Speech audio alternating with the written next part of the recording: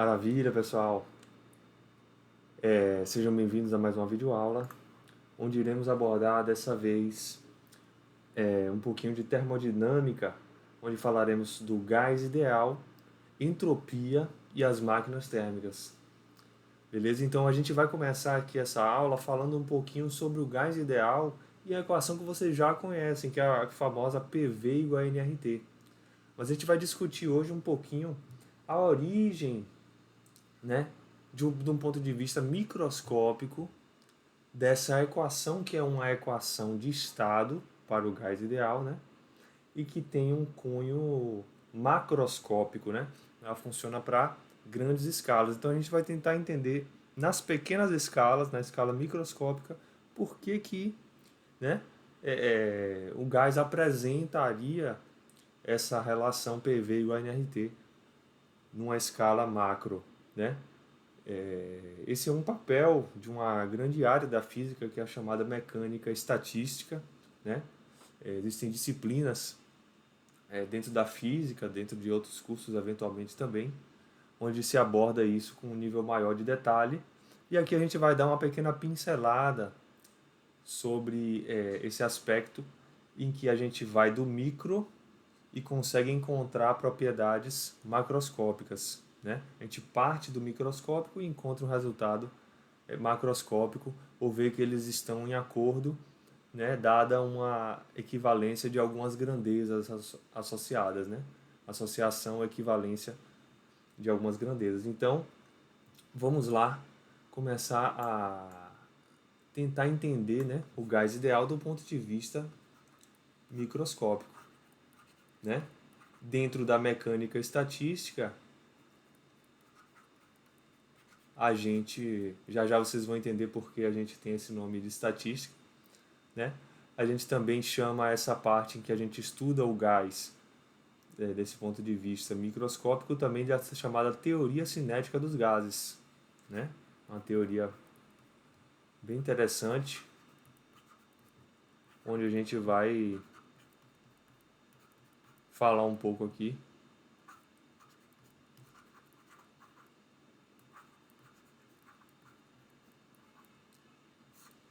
sobre o gás do ponto de vista microscópico. Então, para isso, eu vou imaginar aqui com vocês que o nosso gás ele está confinado aqui em um recipiente cúbico, certo? Onde esse cubo aqui ele tem um lado L, ele vai ter uma área aqui, ó, A, que é exatamente L ao quadrado, certo?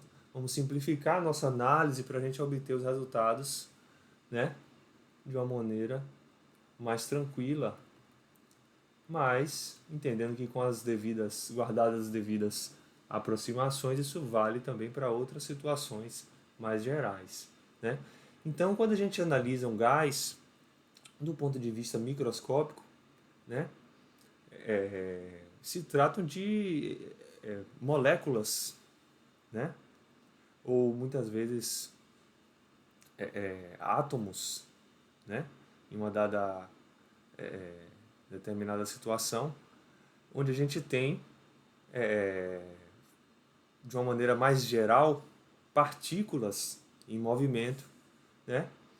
E a pressão ela vai surgir, em princípio, devido às diversas colisões que essas partículas do gás, ali em movimento, né, vão realizar com as paredes do recipiente, né?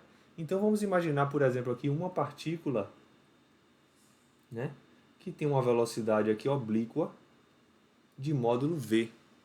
Essa velocidade vai ter uma componente x, vx, ela vai ter uma componente y, vy, e ela vai ter também uma componente z, certo? De tal maneira que o módulo da velocidade v vai ser dado, né, pelo teorema de Pitágoras, seguindo aqui o valor de cada uma das componentes, certo? Como vocês já conhecem aí do estudo de vetores. Então, Vamos simplificar essa análise nesse momento, notando apenas o movimento que essa partícula faz no eixo x, certo? Então, dessa forma, ele vai ter essa partícula aqui vai ter uma velocidade vx no eixo x, né? Ela vai se movimentar, vai colidir com esta parede, né? Colidindo com essa parede, a gente vai pressupor aqui que essa é uma colisão elástica, né?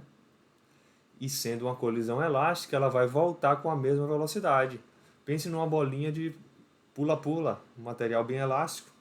Ele cai no chão, volta praticamente à mesma altura, né? E se fosse um material, uma colisão perfeitamente elástica, né? Ou simplesmente elástica, a depender da literatura, falar elástico já é perfeitamente elástico, né? Então é nesse sentido que eu falo.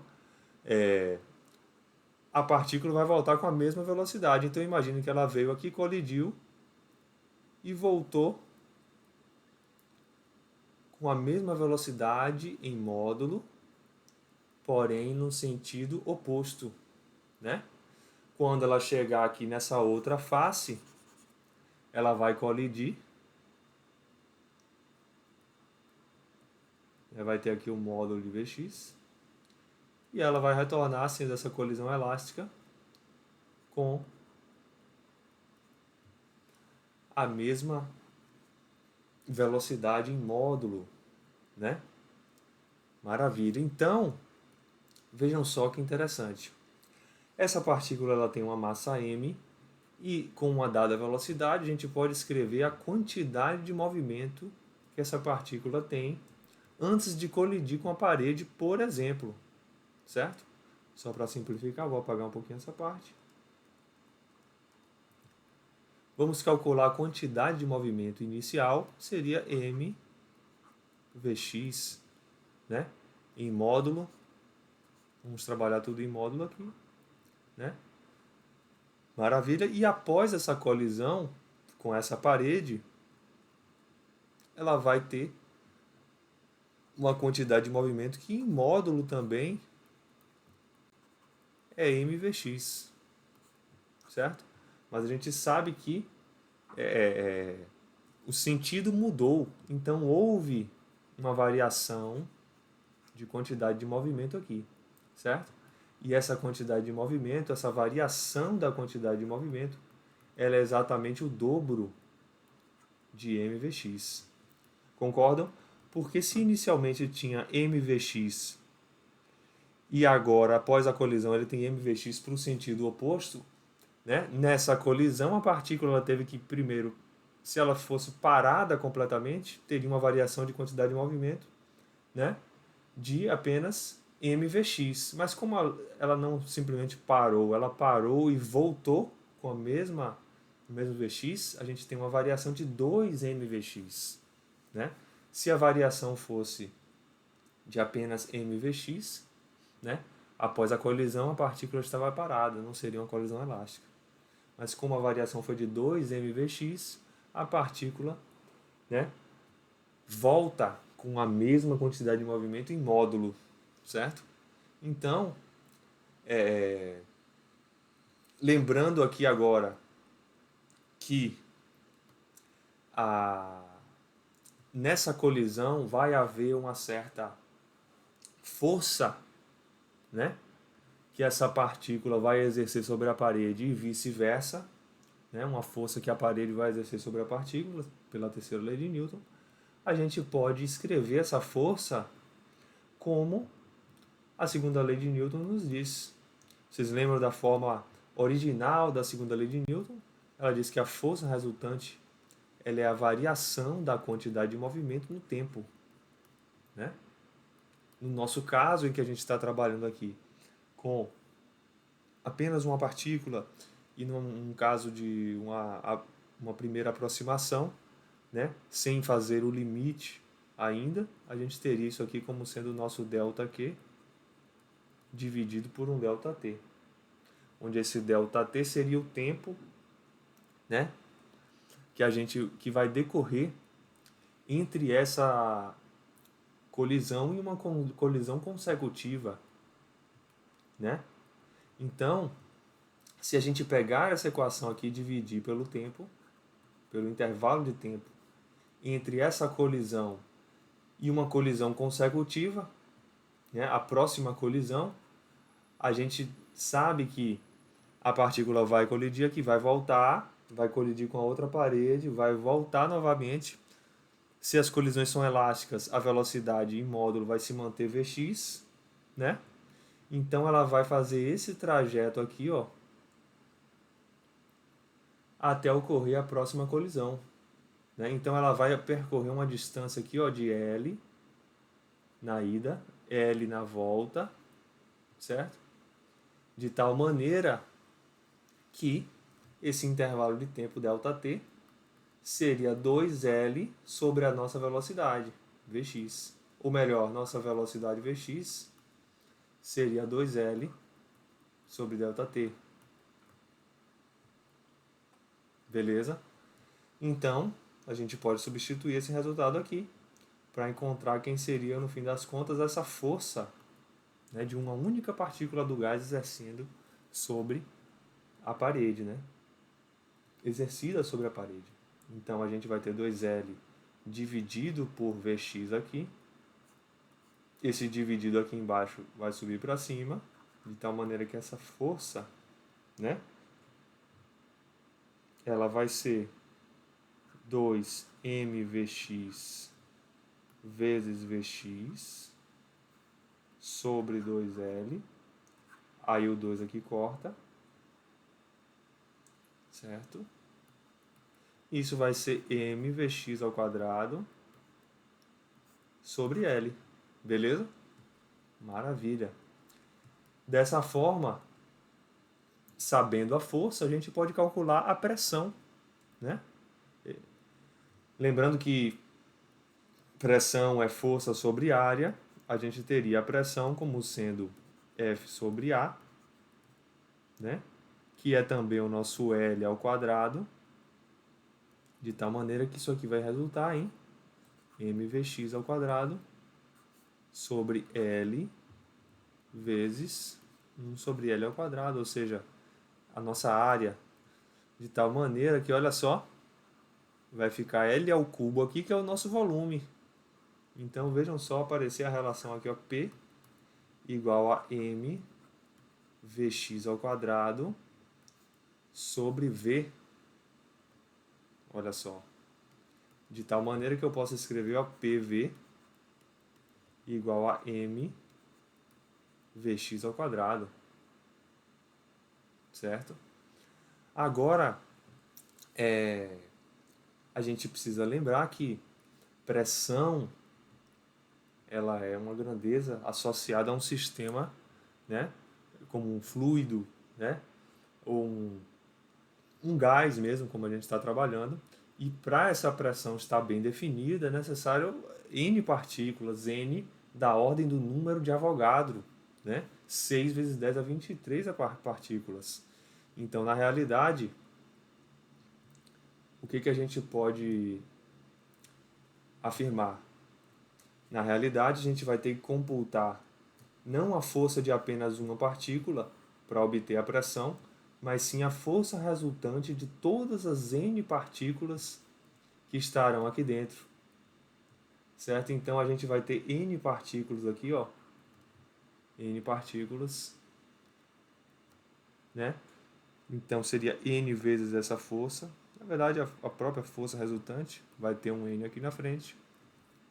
A gente vai ter um N aqui na frente para corrigir exatamente essa questão da pressão. Só está bem definida se a gente tem um sistema com muitas partículas, né? Como um gás, um líquido, né? Dessa forma, a gente obtém já essa primeira relação aqui. Beleza? Maravilha, maravilha. Agora, a gente pode comparar essa relação que a gente obteve aqui com a relação já conhecida da equação de estado do gás ideal. Vamos fazer essa comparação. PV igual a nRT. Certo? E além disso, eu vou apresentar para vocês aqui uma nova forma de escrever essa equação, não sei se vocês já tiveram contato com ela antes, que é a seguinte: N é o número de mols, né? E R é a constante universal dos gases. Mas a gente pode escrever esse NR como sendo o número de partículas vezes uma outra constante, né?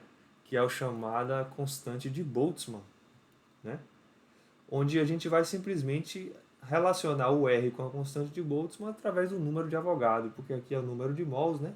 E aqui é uma constante, aqui já é o número total de partículas mesmo, como o nosso Nzão que a gente colocou aqui.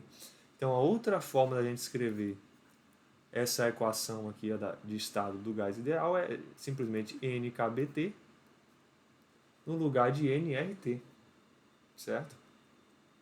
E olha só que interessante que aparece quando a gente relaciona, ó, essas duas equações. A gente tem o N aqui, correspondente, beleza? A gente tem aqui a massa, correspondente a constante, e a temperatura associada aqui ao quadrado da velocidade Vx, numa primeira comparação ainda, né? Então, o que isso nos leva a pensar? Talvez a temperatura esteja relacionada a essa energia cinética, né, da partícula. Afinal, a gente tem um V ao quadrado e a energia cinética é mv ao quadrado sobre 2, né? Então, vamos tentar relacionar a energia cinética da partícula com esse Vx, né? Porque a energia cinética não vai ter apenas a contribuição do Vx, né? Ela vai ter a contribuição do V como um todo, né? E inclusive as outras componentes do V vão colaborar para as outras faces aqui do nosso cubo e a gente ter pressão, né? Podendo gerar forças em todas essas faces, certo? Então qual seria a ideia? Vamos considerar que todas as direções são iguais em princípio, né? De tal forma que a nossa velocidade ao quadrado, né? Na realidade a gente viu pela própria equação vetorial de Pitágoras, né, que V seria Vx ao quadrado mais Vy ao quadrado mais Vz ao quadrado, não é mesmo? Mas a gente pode escrever isso aqui como V ao quadrado igual a Vx ao quadrado mais Vy ao quadrado mais Vz ao quadrado, certo? Isso aqui de tal maneira que se a gente considera uma que a gente chama de isotropia do espaço, né? Ou seja, eu considerei o eixo x para cá, mas eu poderia considerar para os outros lados e daria o mesmo resultado. Ou seja, seja em x, em y, em z, essa velocidade, pelo menos num valor médio, né? Elas seriam iguais. Então vamos fazer isso, ó. A velocidade ao quadrado média e com esses símbolos aqui, com esse símbolo que lembra um pouco os nossos, a gente chama de brackets, né? Poderia escrever também a média como a gente já conhece, com a barrinha em cima, mas dentro da mecânica estatística é bastante comum a gente usar esse símbolo, né? Ou seja, que é o valor médio de V ao quadrado, vai ser o valor médio, né, de Vx ao quadrado, mais o valor médio de Vy ao quadrado, mais o valor médio de Vz ao quadrado, né? Na verdade seria a média dessa soma, mas que corresponde à soma das médias.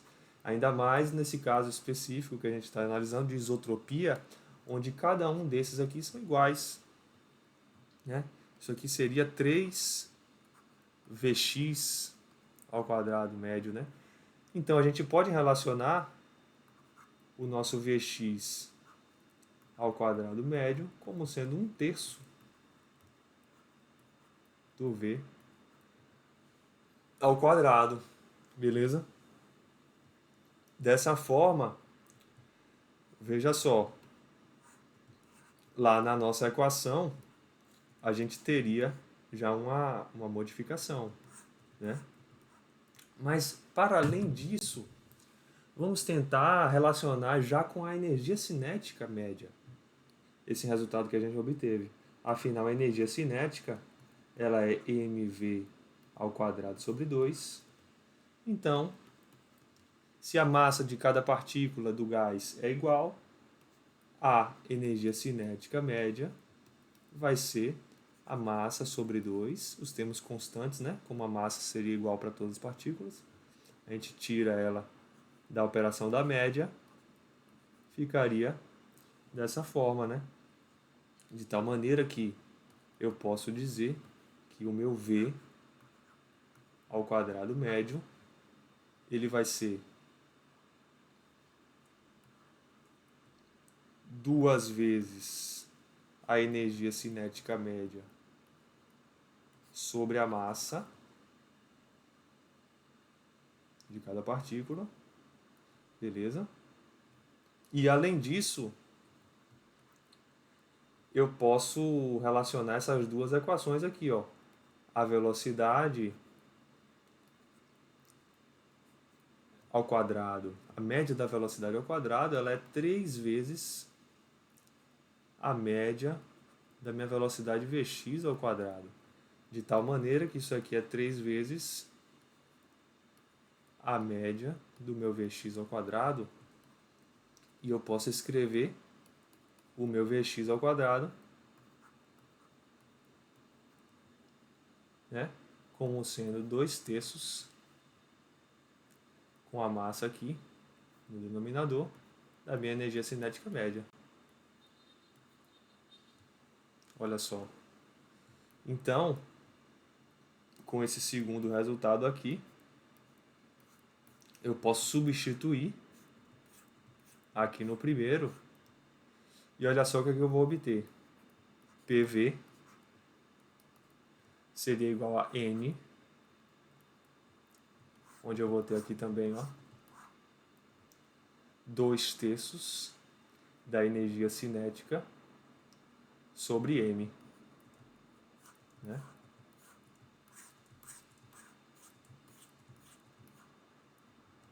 N vezes 2/3 da minha energia cinética, né?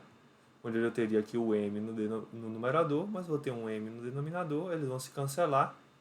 Então, em princípio, ficaria PV igual a 2/3 de N vezes a minha energia cinética média.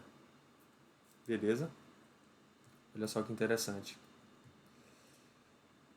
E a partir desse resultado,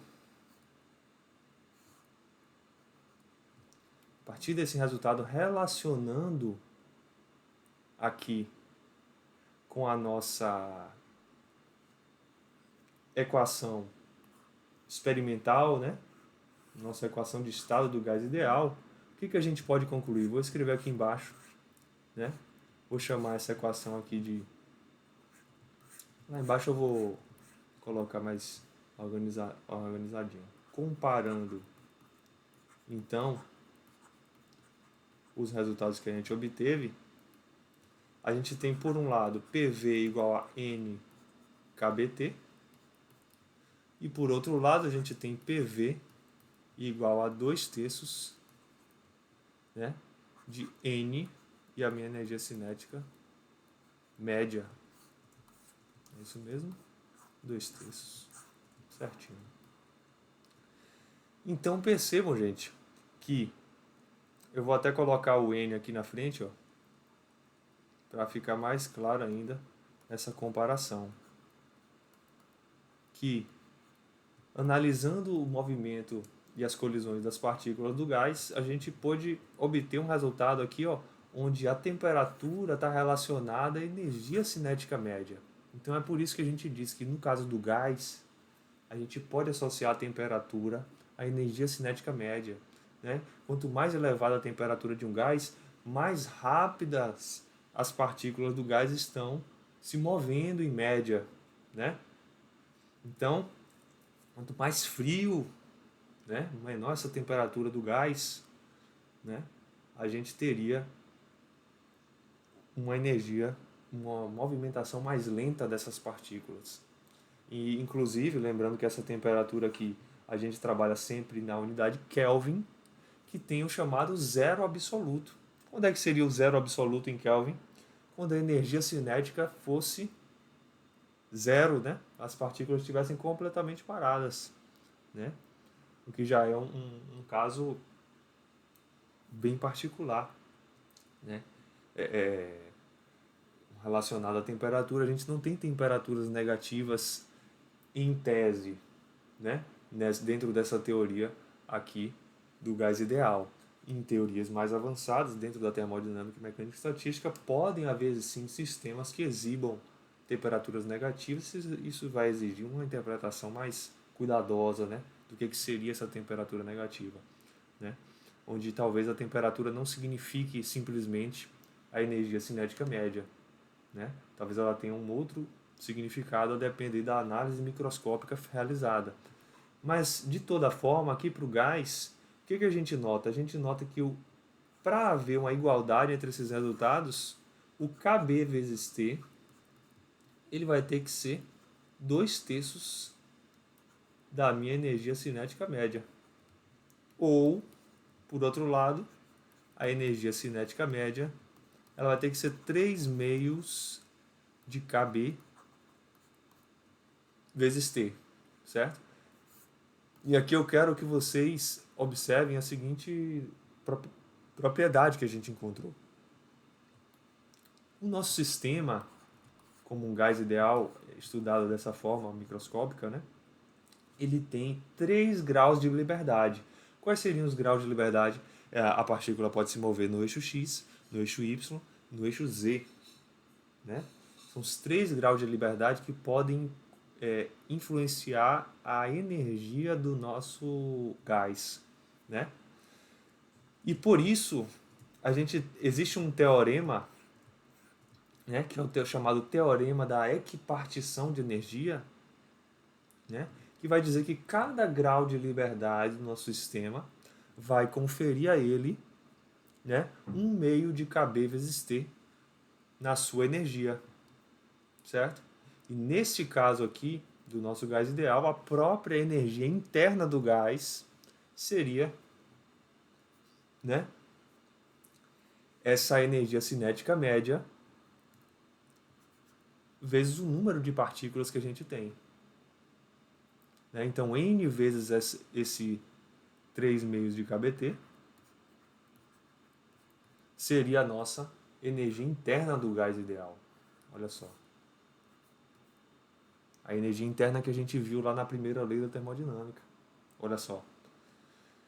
Então, se a gente tivesse um gás diatômico, por exemplo, que pode ser modelado microscopicamente como duas partículas unidas por uma interação, como uma mola, né?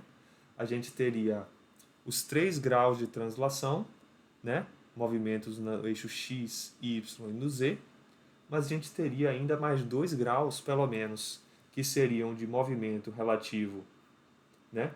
Nessa direção aqui do eixo que interconecta o centro dessas moléculas, desses átomos que compõem a molécula diatômica, né? E ainda um grau de rotação em torno desse centro, né? Pode haver um movimento de rotação. Tendo 5 graus de liberdade, então, a gente poderia dizer que um gás diatômico, como é o oxigênio, hidrogênio, por exemplo, ele já teria uma energia interna, seguindo o teorema da equipartição de energia. Cada grau de liberdade vai ter 1/2 de kBt, seria o quê? 5/2 de n kBt. Olha só. Se tiver 7 graus de liberdade, 7/2 de n kBt. Se tiver 6 graus de liberdade, 6/2 de n kBt. A depender do sistema que você estiver estudando, você vai ter que analisar o número de graus de liberdade e verificar né, com o teorema da equipartição de energia, qual seria a energia interna do sistema. Lembrando que isso é para gases, né? A gente define isso para outros tipos de materiais sólidos, líquidos, já é outra abordagem, não necessariamente vai seguir esse mesmo procedimento aqui. São sistemas mais complexos da gente obter a energia interna, entre outras funções, né, termodinâmicas. Mas, em princípio, é muito interessante vocês entenderem que, devido a essas colisões, análise das médias, né, e por isso a mecânica estatística, né, média, tem tudo a ver com estatística, é a área que, digamos assim, cuida dessa parte da física, né, a gente consegue obter esses resultados. Beleza? Então, como uma aplicação desse resultado, eu queria mostrar para vocês algo que a gente já vem usando, principalmente nas ondas sonoras, e também no cálculo de expansões e compressões adiabáticas, que é por que então, numa transformação adiabática, PV elevado a gama é constante. Com esse resultado aqui da energia interna, a gente vai conseguir realizar esse cálculo, né? Mostrar que PV elevado a gama é constante. Vamos lá fazer isso? Deixa eu só dar uma olhadinha como está o tempo daqui da videoaula. Está tudo certo.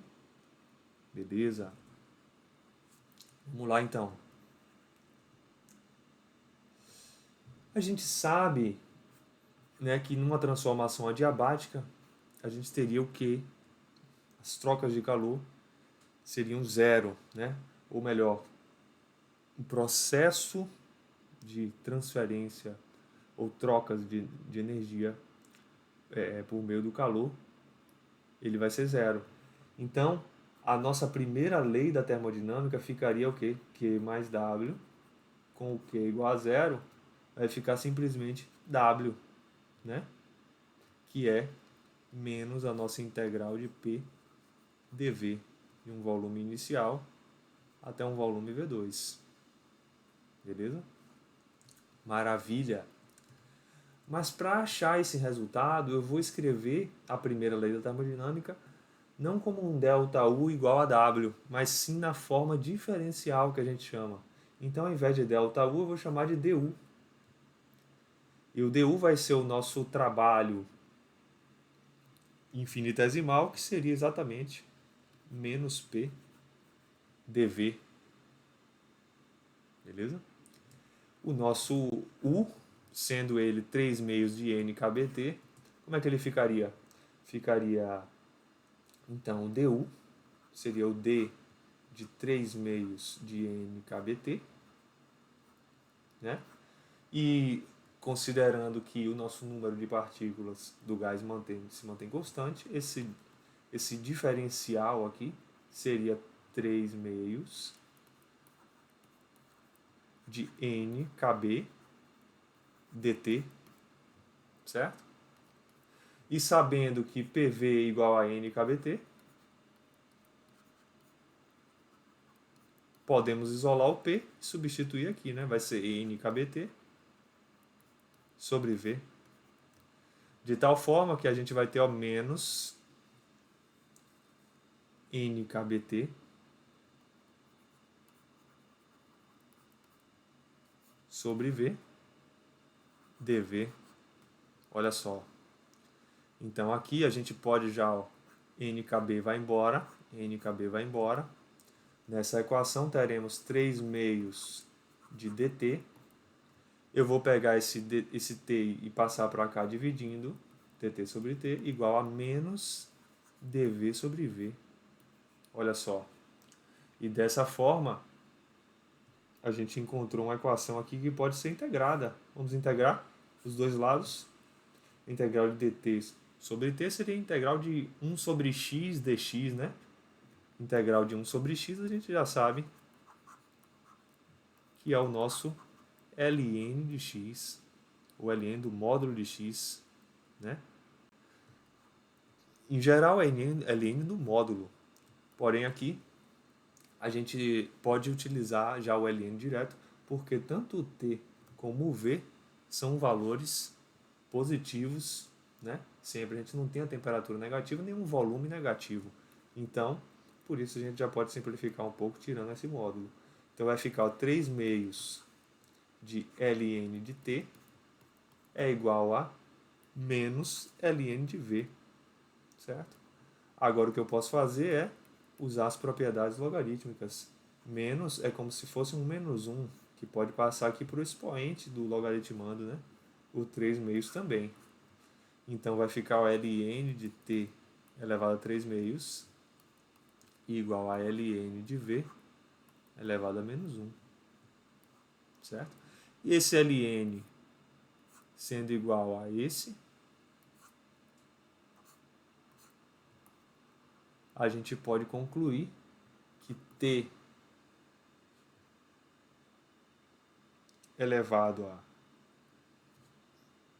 Perdão, aqui eu me esqueci de colocar os limites, né, de integração. T1 e T2, aqui V1 e V2, né? De tal maneira, isso faz uma boa diferença, de que a integral vai ficar ln de T2 menos ln de T1, ou como a gente já viu, essa diferença dá ln de T2 sobre T1. Né? E aqui V2 sobre V1, certo? De tal forma que eu vou ter aqui o T2 sobre T1 e aqui V2 sobre V1, certo? Pronto, maravilha. Final, dessa forma a gente vai conseguir afirmar que se o ln disso é igual ao ln daquilo, então os logaritmandos têm que ser iguais, ou seja, T2 sobre T1 elevado a 3 meios teria que ser igual ao V2 sobre V1 elevado a menos 1. Ou seja, elevado a menos 1 é só trocar, né? Vai ficar V1 sobre V2 é igual a T2 sobre T1, ambos elevados a 3 meios. Beleza? Maravilha!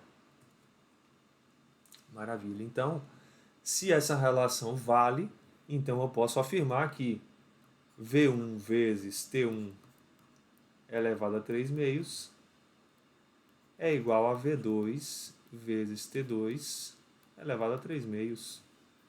Certo? Mas a nossa relação da expansão adiabática, ou compressão, né? Ela não é V com T, né? É V com a pressão. Então, o que a gente pode fazer? PV não é N kBT? Então, vamos isolar o T e substituir aqui. Opa. Vamos isolar o T e substituir aqui. Ficaria assim, ó.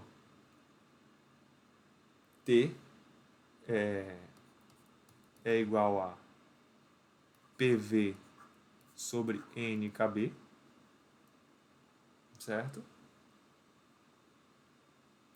Então, a nossa equação vai ficar V1 vezes P1 V1 sobre NKB, tudo isso elevado a 3 meios, e aqui também a 3 meios.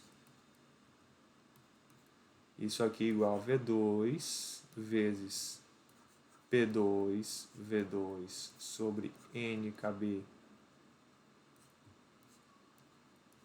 a 3 meios. 3 meios aqui também. 3 meios aqui também. O NKB é igual dos dois lados. Certo?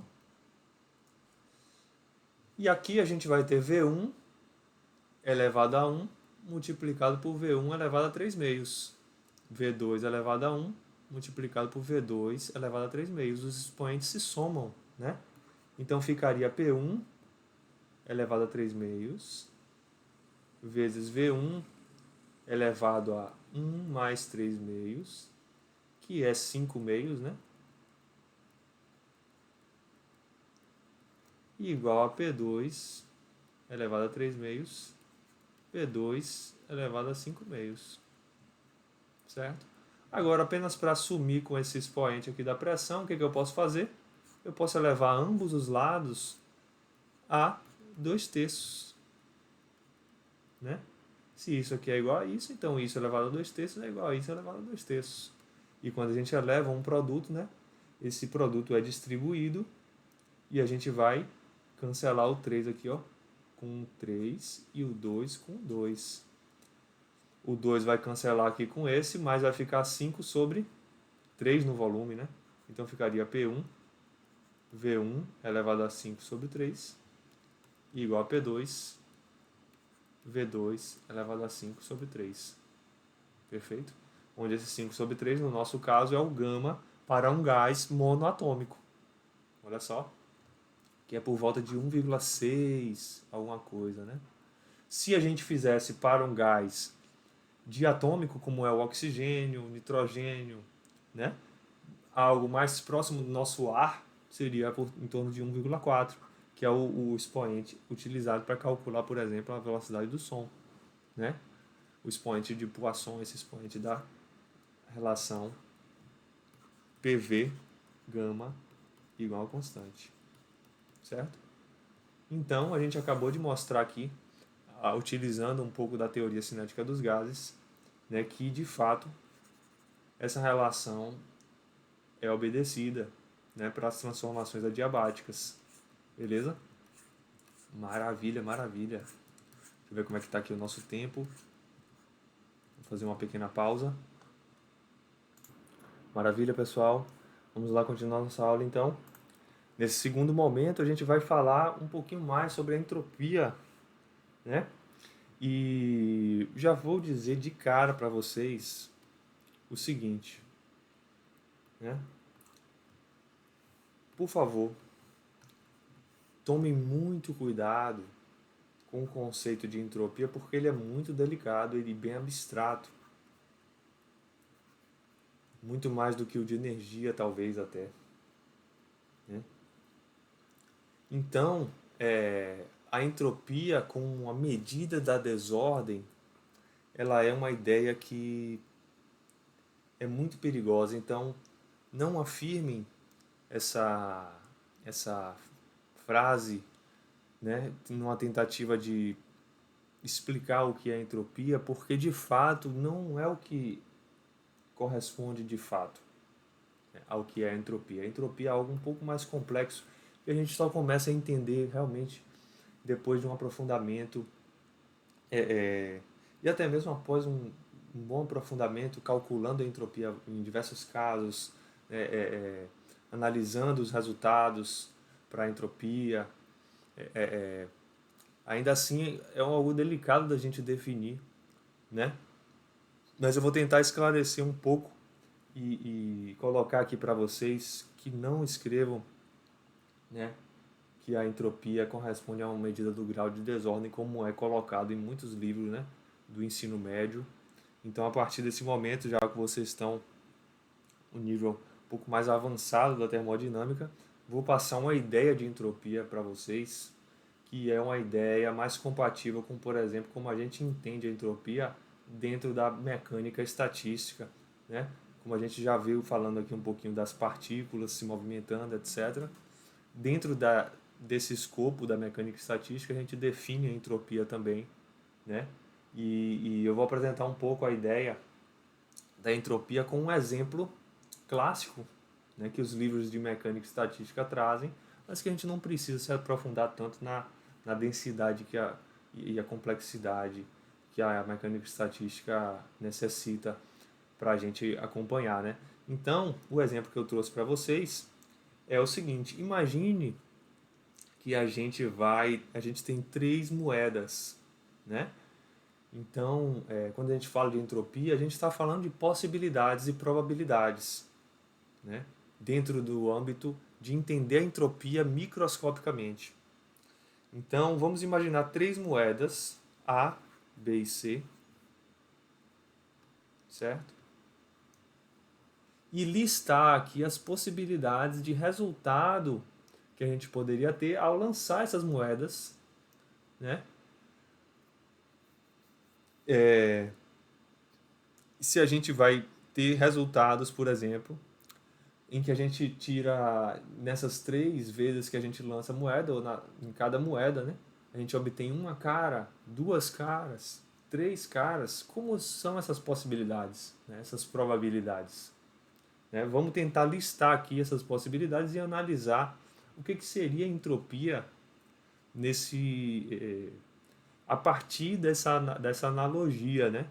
Lembrando que a entropia, assim como a pressão, as grandezas termodinâmicas em geral, a gente necessita de partículas, um número de partículas muito grande, né, da ordem do número de Avogadro, né, 6 vezes 10 a 23 partículas. Então, 3 moedas não representam um sistema termodinâmico. Né? A gente teria que ter um sistema da ordem de 6 vezes 10 a 23 partículas para apresentar é, é, propriedades termodinâmicas, né? Como a entropia, a energia interna, etc. Mas vamos partir desse exemplo porque ele vai elucidar bastante a ideia do que seria entropia. Então, a gente tem uma primeira possibilidade aqui, onde eu tiro cara em ambas. Aí eu dei muita sorte e tirei cara nas 3 moedas que eu joguei, né? Para o alto. Então, numa segunda possibilidade, eu tirei cara na primeira, tirei na segunda, mas a terceira eu não me dei muito bem. Eu tirei coroa, certo? Numa terceira possibilidade, eu tirei cara na primeira, eu tirei coroa na segunda, mas aí depois eu me recuperei e tirei cara na terceira. Numa quarta possibilidade, num quarto lançamento, eu tirei coroa na primeira, não comecei bem, mas depois eu dei a volta por cima. Cara e cara. Uma quinta tentativa, aí eu já não fui tão bem. Eu tirei coroa na primeira, coroa na segunda e cara na última. Numa sexta tentativa, eu tirei coroa na primeira, cara na segunda e coroa na última. E numa sétima tentativa, eu tirei cara na primeira, né? E coroa nas outras duas. Fora essas possibilidades, no último lançamento, eu me dei muito mal, muito azar, tirei coroa em todas. Se a gente analisar, dentro dessa descrição aqui, eu listei todas as possibilidades. Né? Deixa eu dar um zoom para fora aqui para a gente ver todas. Então, uma possibilidade é você tirar cara, cara, cara. Outra possibilidade é você tirar cara, cara, coroa, cara, coroa, cara, coroa, cara, cara.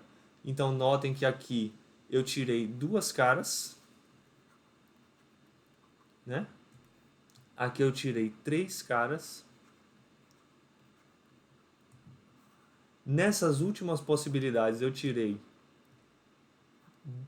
uma cara apenas, né?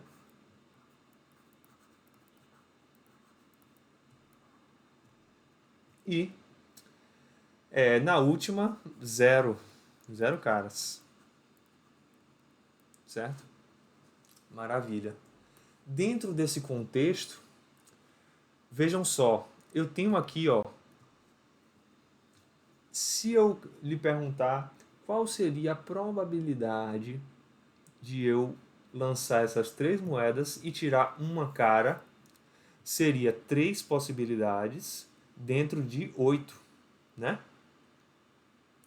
E em quantas possibilidades eu vou tirar 2 caras? 3 dentro de 8 também. Né? Em quantas possibilidades eu vou tirar 3 caras? Apenas uma possibilidade. Né? Em apenas uma possibilidade eu vou tirar 0 caras também. Então, qual que é a moral da história dessa questão toda? O que é mais provável que aconteça ao jogar essas 3 moedas? É eu tirar 3 caras, 0 caras, uma cara ou 2 caras? Essas duas aqui, configurações, né, são as de maior probabilidade, de 3 em 8. Né?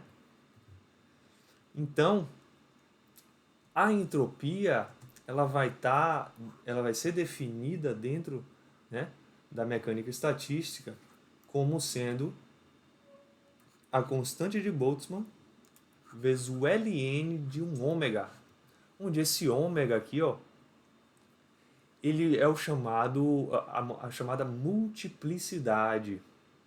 E o que é que essa multiplicidade ela vai dizer para a gente? Ela basicamente, em termos resumidos, seria exatamente essa probabilidade aqui da gente obter uma certa configuração, certo? Então essas configurações aqui, ó, 3 caras, 2 caras, 1 cara, 0 caras, é o que a gente chama de macroestados.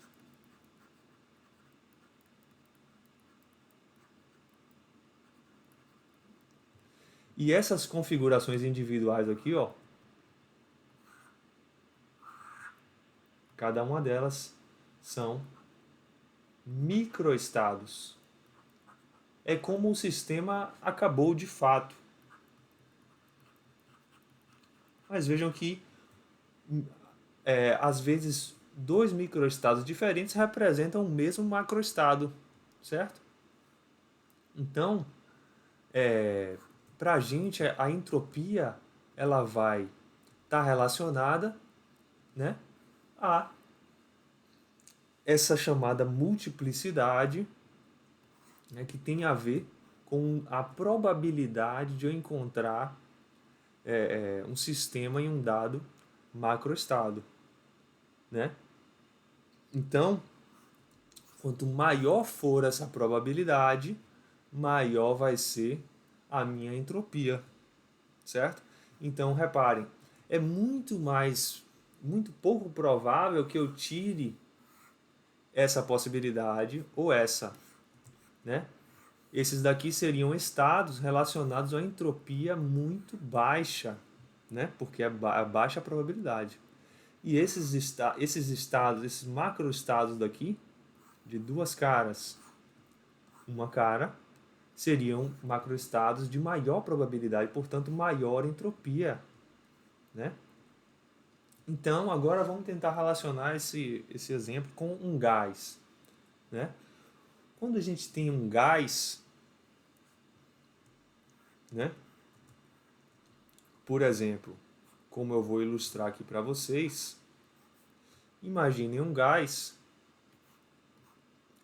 onde eu tenho aqui todas as partículas espalhadas em todo o volume do gás, certo?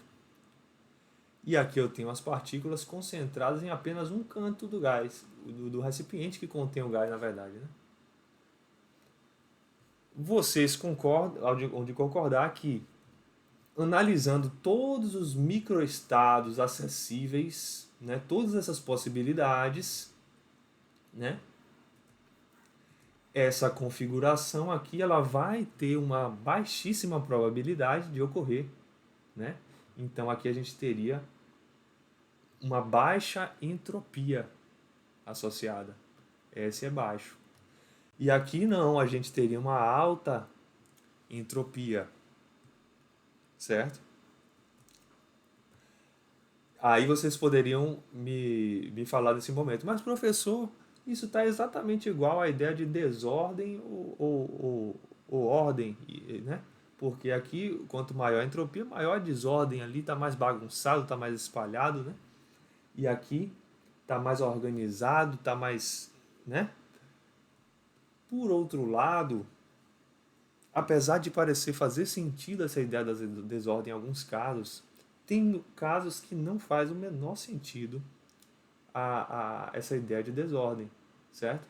E a gente vai ter que se guiar por exatamente essa probabilidade. Essa probabilidade, a ideia dela nunca vai falhar com relação ao conceito de entropia. Então, como é que a gente obteria essa probabilidade? Descrevendo cada microestado acessível e olhando para o macroestado que esses microestados representam e vendo a probabilidade desses macroestados serem alcançados, né? Então, um exemplo, né, de um de um sistema em que essa ideia de desordem falha e que é bem interessante a gente ressaltar, é o seguinte exemplo. Imagine que a gente tem aqui um sólido, né, uma barra de aço, por exemplo, né, e aqui eu tenho uma barra que ela é 2 vezes mais longa, certo? Ela tem o dobro do volume. Aqui eu tenho 2V e aqui eu tenho V, certo? Eu tenho o dobro de massa, aqui é M, certo? A densidade é a mesma, né? E ambos são sistemas organizados, né? Estão confinados ali, digamos assim. Por outro lado, esse sistema daqui, ele tem maior entropia só pelo fato de ele ter mais partículas. Porque se ele tiver mais partículas, é como se eu tivesse mais moedas aqui, né? Então, na hora de calcular as probabilidades, isso vai poder conferir para a gente, né, maiores valores. Em outras palavras, a gente diz que a entropia ela é uma função, né? Ela é uma grandeza extensiva, ela depende do número de partículas também, não simplesmente de como a configuração que a gente está analisando, né? Então a entropia é uma grandeza extensiva, ela depende de n. A energia interna depende de n, lembra lá em cima na energia cinética, que a gente para colocar a energia interna teve que botar o n, né? Então, nesse caso são dois objetos super organizados, confinados ali com as dimensões, certo?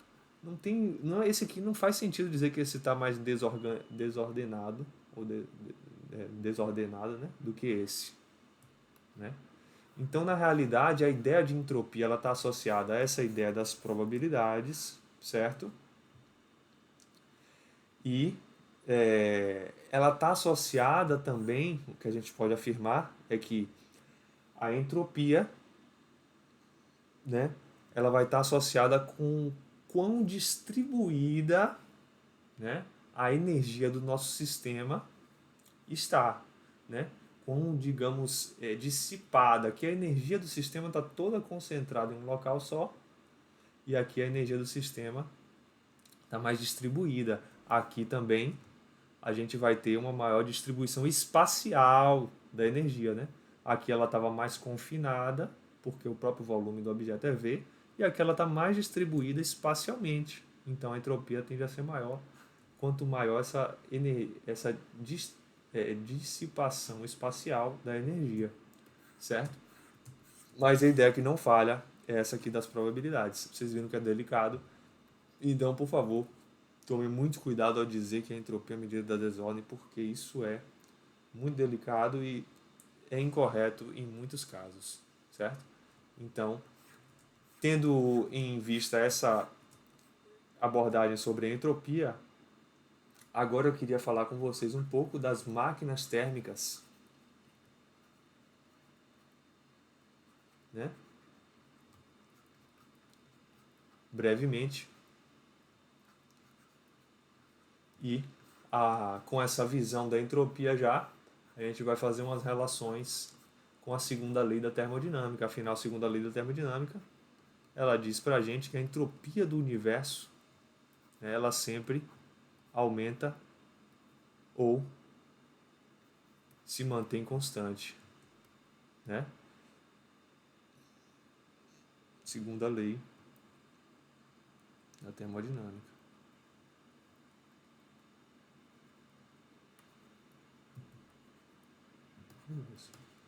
Acho que deu uma travada aqui.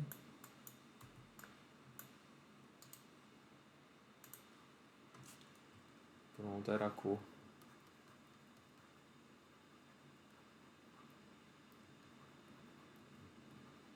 Lembrando que é a entropia do universo. Então, localmente, algum sistema pode ter uma variação de entropia negativa, mas isso significa que ao seu redor, a sua vizinhança está aumentando a entropia mais ainda, de modo que o universo evolui com a variação de entropia positiva, certo? Então, fazer uma pequena pausa aqui para a gente começar com as máquinas térmicas, ver o quanto tempo tá. Vamos lá então, gente, para finalizar nossa aula. Vamos falar um pouquinho das máquinas térmicas, né? E começar aqui falando um pouquinho sobre a ideia de como opera uma máquina térmica. Bom, teoricamente, a gente tem uma fonte quente, que a gente chama,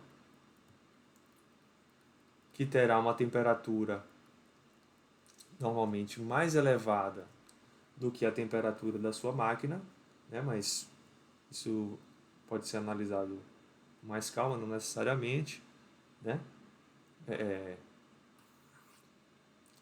A gente vai ter aqui a nossa máquina e aqui uma fonte fria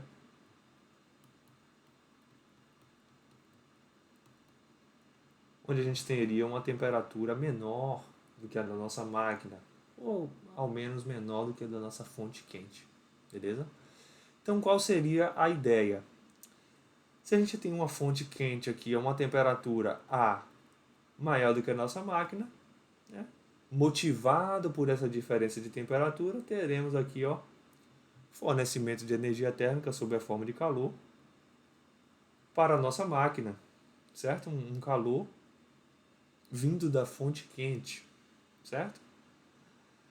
A máquina vai receber essa energia, vai aproveitar realizando trabalho, certo? Sobre algum sistema ao seu redor e também irá ceder energia térmica para a fonte fria, né? Nesse processo, beleza?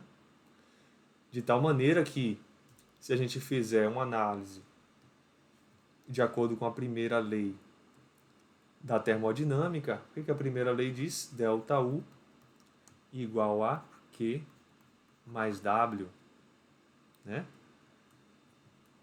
E dessa análise, pela própria conservação de energia que a primeira lei expressa, a gente poderia já escrever de fato, em termos de módulo, que o calor que vem da fonte quente, ele vai ter uma parte aproveitada sob a forma de trabalho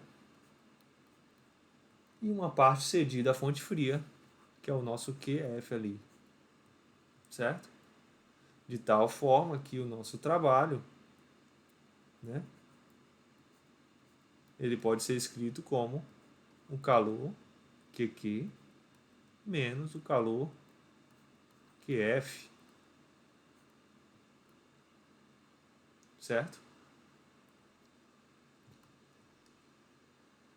Maravilha, show de bola. Então, tendo essa análise feita, a gente pode colocar em evidência o termo do calor, né?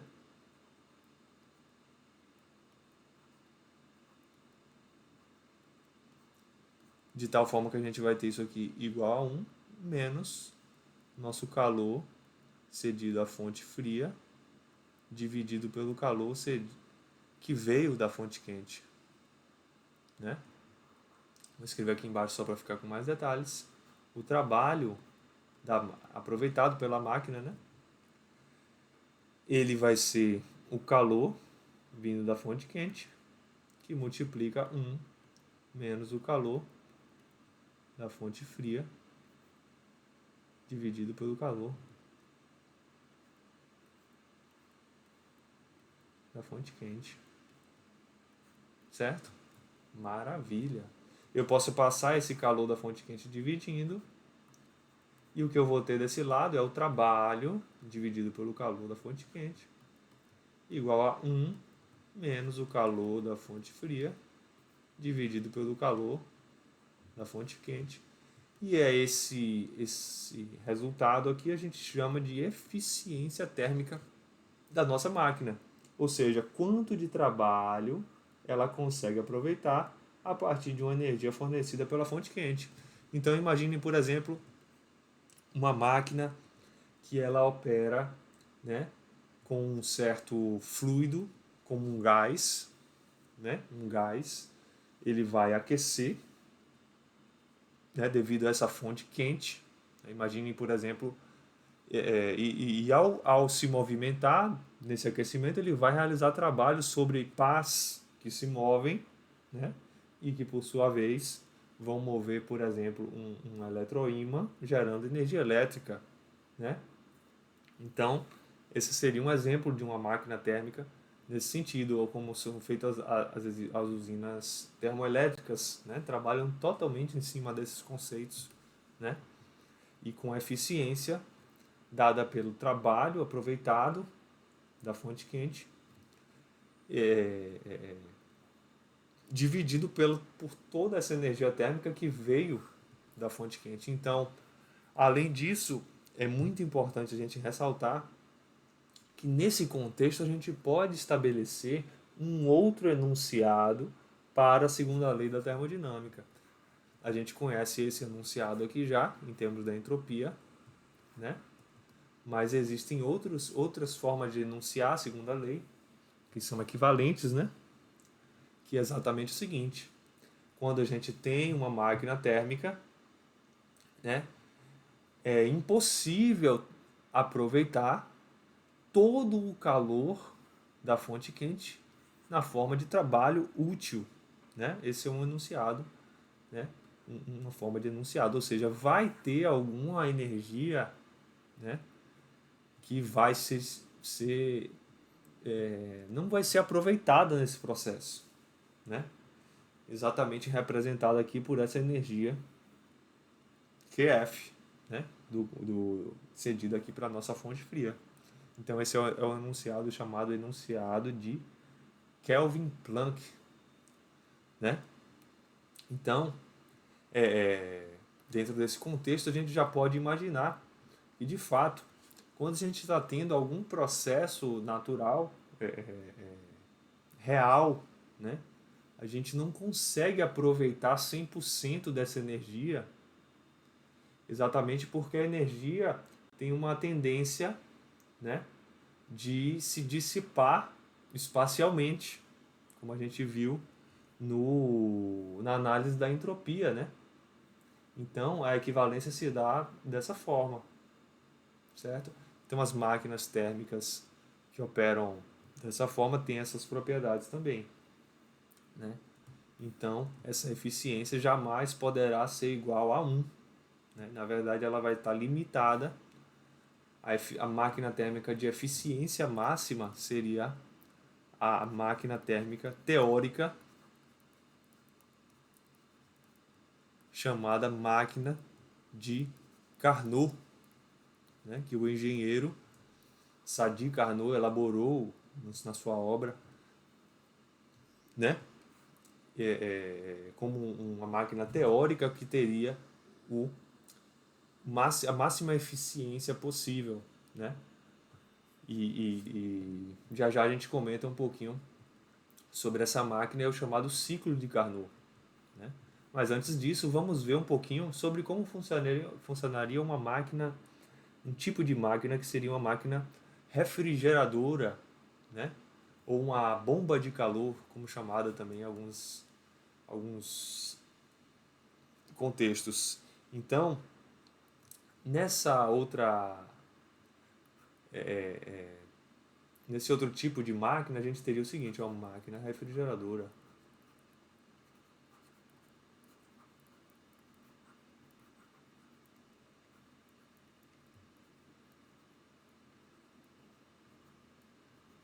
A gente comentou como exemplo que essas máquinas térmicas seriam, por exemplo, de uma usina termoelétrica.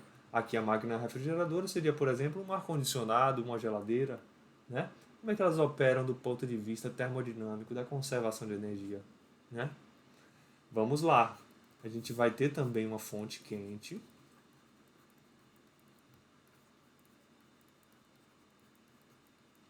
A gente vai ter a nossa máquina aqui, uma fonte fria.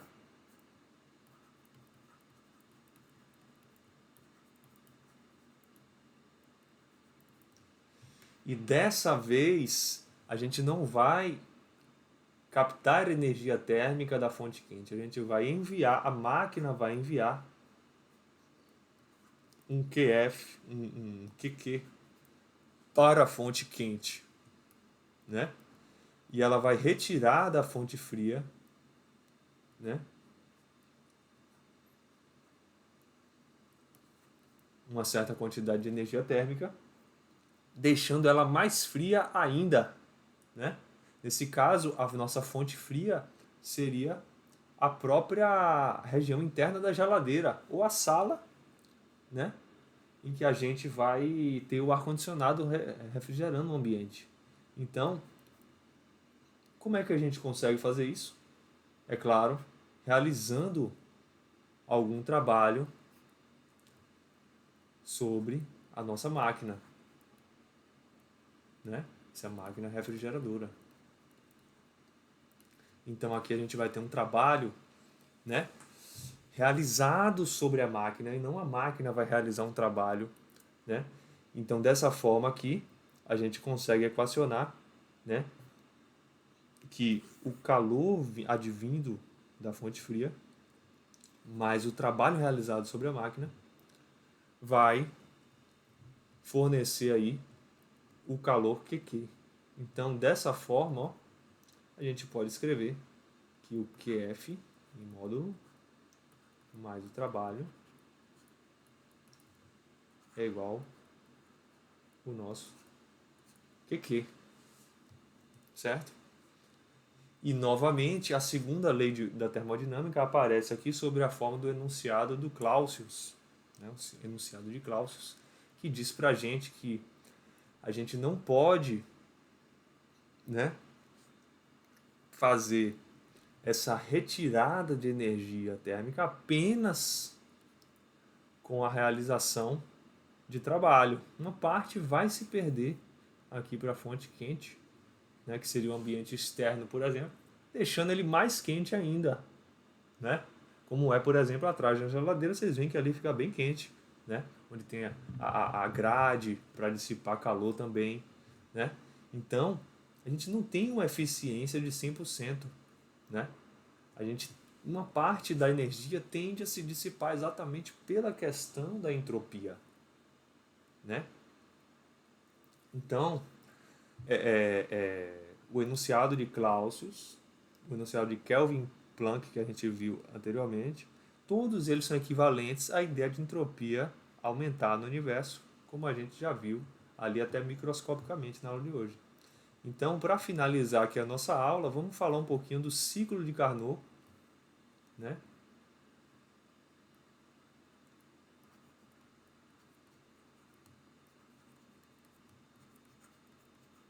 E por que essa máquina de Carnot é a melhor de todas, uma máquina teórica, né? Vamos fazer uma máquina de Carnot então. Será que é possível isso?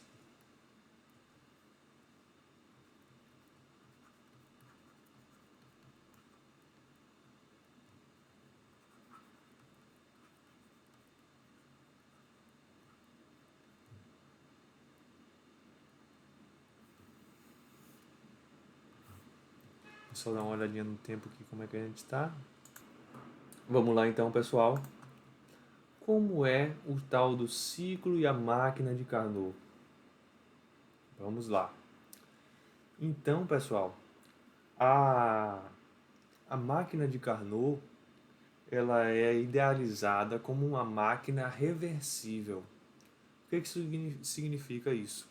Que os processos realizados nessa máquina, as expansões, compressões, são todas reversíveis. E a gente sabe que na natureza os processos eles são, em geral, irreversíveis. Né? Há sempre uma dissipação da energia, né? Espacialmente, como a gente viu na segunda lei da termodinâmica. Mas idealizando uma máquina que fosse reversível, né, qual seria a eficiência dela? Né?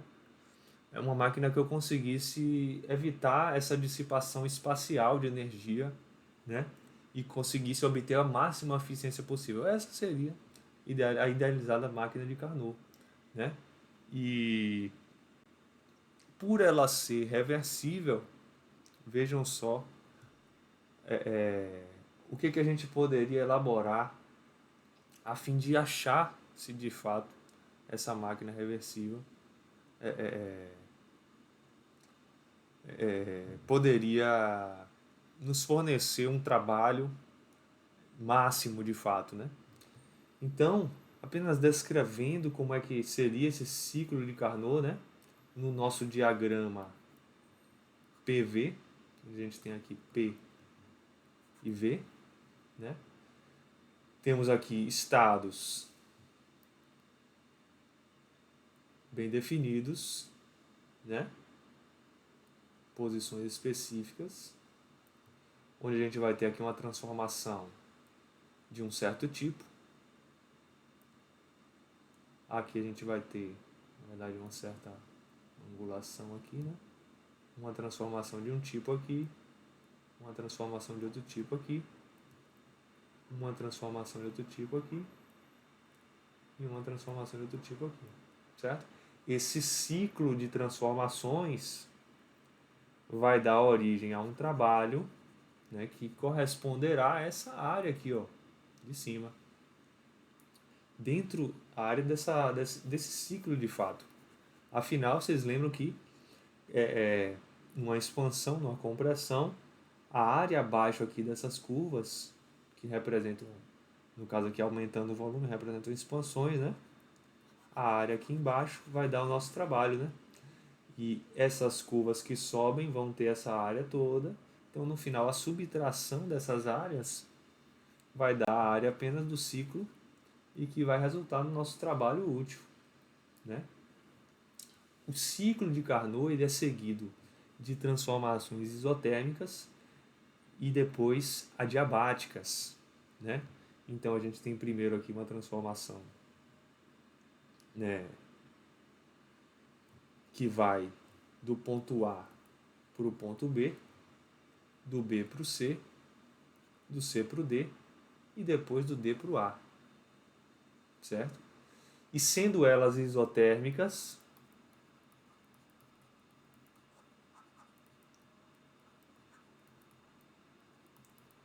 e adiabáticas, a gente já viu nas aulas anteriores como calcular o trabalho, né? Cada transformação dessa tem uma expressão específica.